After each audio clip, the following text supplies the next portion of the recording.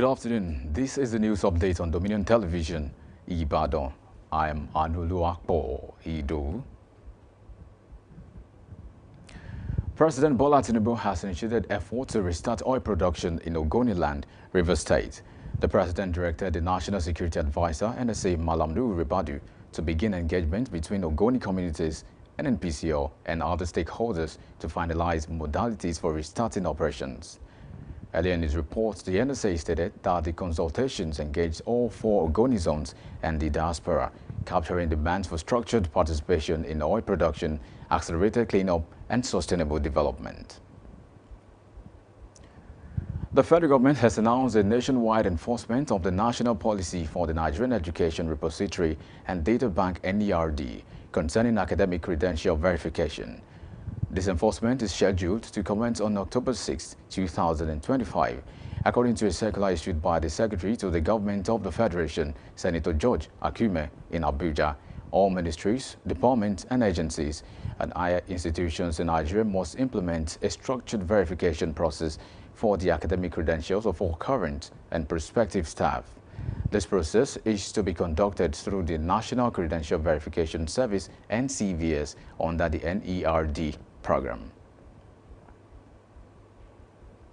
Olubadan designate Oba Rashid Ladoja has announced plans to propose a bill that would make the Yoruba language a compulsory subject in all schools across Oyo State.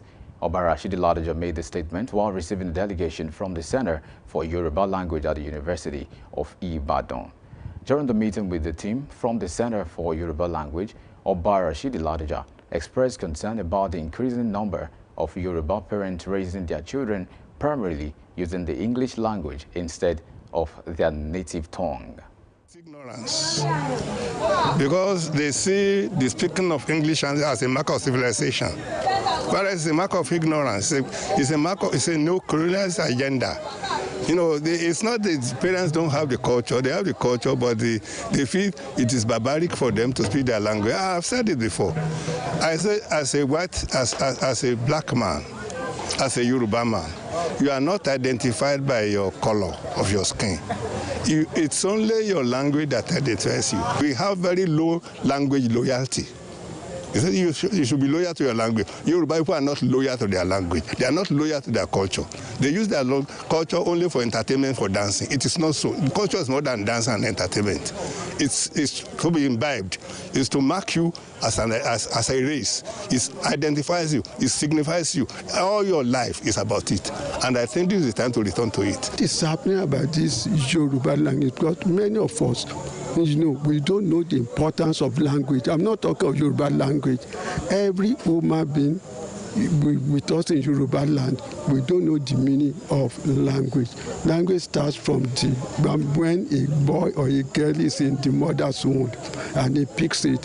And that is what is used to develop himself. But we lost it.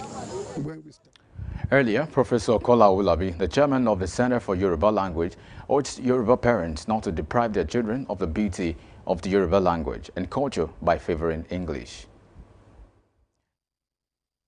Kola Ulabi noted that the center was at the Olubadan's residence to seek the monarch's support in restoring the lost glory of Yoruba land's culture and traditions. The city of Ibadan held the first coronation lecture on the 24th of September 2025 in honor of the Olubadan designate, Oba Rashid Ladoja, making him the first king in Ibadan to be coronated this way. The lecture marks the 3rd day of the coronation activities. Our correspondent, Sheifumi Akinsoya, has the report.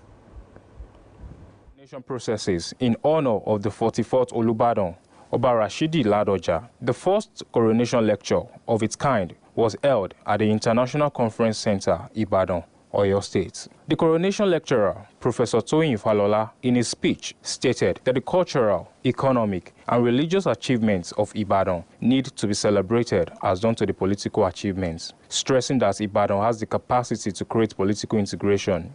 He affirmed the richness of Ibadan in words and proverbs as proven by several novelists and authors across the nation, describing Ibadan as a mentoring city which has groomed people in all areas of life. Ibadan was not just a city in the 19th century. It transformed itself into an empire. Don't call Ibadan in the 19th century a town. It's not.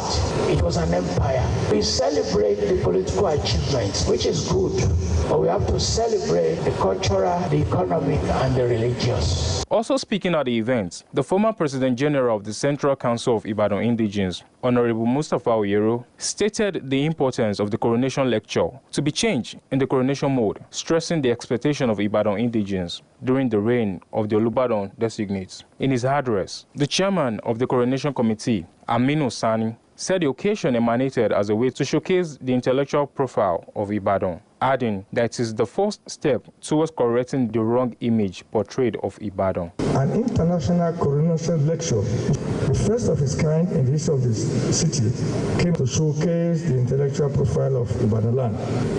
It is expected to focus, using hitherto unknown or poorly known facts, on the evolution of Ibadan land as a power hub in all spheres of the communal life of a megapolis. The highlight of the events was the presentation of awards to the coronation lecturer, Professor Toyin Falola, Sheifumi Akinsoya for Dominion News.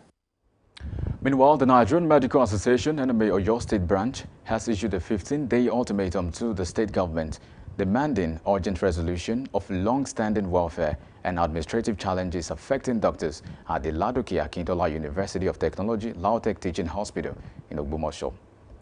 The warning was issued during the press conference held at the NMA House, Total Garden, Ibadan, and addressed by the chairman of the association, Dr. Happy Adedapo. It disclosed that members of the Association of Resident Doctors, ARD, at the hospital have been on indefinite strike since July 29, 2025, without any meaningful engagement or response from the state government, nearly 2 months into the action. The association's demands include the implementation of improved remuneration structures, prompt payment of allowances, employment of additional medical staff, infrastructure upgrades, and proper governance structures for the Lautech Teaching Hospital. On the foreign scene, Uganda's Electoral Commission has cleared President Yoweri Museveni and opposition leader Bobi Wine to run in the country's 2026 elections. The announcement sets the stage for a dramatic political showdown between Museveni, who has ruled since 1986, and Bobi Wine, who commands strong support among young Ugandans. With elections set for January 2026, the stage is now set for a high-stakes contest that pits Uganda's past against its possible future. Former French President Nicolas Sarkozy has been found guilty of criminal conspiracy and a case related to taking millions of euros of illicit funds from the late Libyan leader, Colonel Muammar Gaddafi. The Paris Criminal Court acquitted him of all other charges, including passive corruption and illegal campaign financing. Sarkozy, who claims the case is politically motivated, was accused of using the funds from Gaddafi to finance his 2007 election campaign.